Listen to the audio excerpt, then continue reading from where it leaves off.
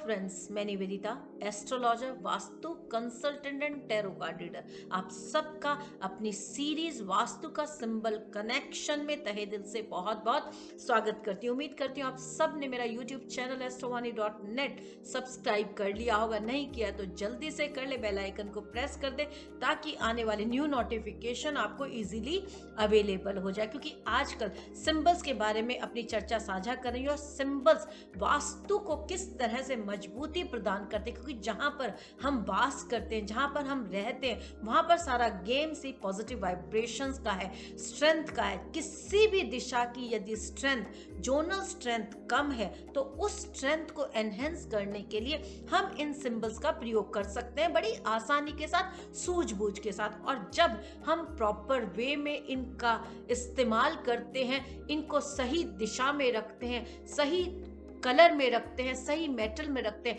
तो जो भी उस दिशा से संबंधित लाभ है वो बड़ी आसानी के साथ हमारे जीवन में, हमारे व्यवसाय में उत्पन्न होते ही होते हैं। क्योंकि सारा गेम ही पॉजिटिव वाइब्रेशन एनर्जीज का है। तो चलिए आज हम बात करेंगे कुबेर जी के स्टैचू के बारे में कि उन्हें हम कहाँ स्थापित करें और क्यों स्थापित करें। जी हाँ, कुबेर जी का जैसे ही नाम आता है तो हमें धन का ध्यान आता है, क्योंकि खजानों के मालिक है कुबेर। और जैसे ही कुबेर जी को हम स्थापित करते हैं तो हमारे मन मस्तिष्क में धन संसाधनों का विचार आता है। लाफिंग बुद्धा को कुबेर जी के रूप में ही देखा जाता है। चाइनीज जितनी भी फेंगशुई हैं उनके अंदर लाफिंग बुद्धा का बहुत इंपॉर्टेंट इस्तेमाल कुबेर जी के रूप में ही किया जाता है। कुबेर जी को आप अपने घर में उत्तर दिशा में स्थापित करें, क्योंकि उत्तर दिशा जल की दिशा हो जाती है और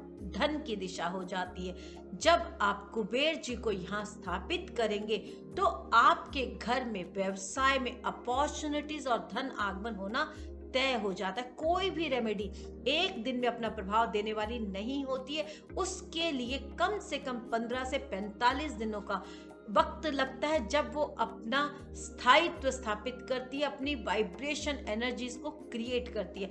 इसलिए आप जब भी कोई सिंबल स्थापित करें किसी भी पर्टिकुलर डायरेक्शन में तो कम से कम 15 से 45 दिनों तक आप उसके प्रभाव को पाने के लिए प्रयासरत रहें। जी हाँ, कई बार स्थितियां बहुत जल्दी सॉर्ट आउट हो जाती है, कई बार उनमें थोड़ा सा समय लगता है। इसलिए आप पॉजिटिव वाइब्रेशंस के साथ कुबेर के स्टैचू को नॉर्थ डायरेक्शन में ब्लैक कलर के प्लेटफॉर्म पर स्थापित करें। ब्लैक कलर क्यों? क्योंकि ब्लैक कलर जल तत्व को दर्शाता है और जब आप जल के अंदर कुबेर जी की स्थापना कर देते हैं तो वो उस एरिया की एनर्जीज को एनहेंस करने वाला हो जाता। और वैसे भी ये हमारा पंच महाभूत का शरीर कम से कम 70 to 75% वाटर एलिमेंट को दर्शाने वाला है। तो जब हमारा जल तत्व बैलेंस हो जाता है तो हमारी अपॉर्चुनिटी, हमारा फाइनेंस, हमारी हेल्थ, हर चीज मेंटेन हो जाती है। इसीलिए अपने कामकाज में आने वाली बाधाओं को दूर करने के लिए,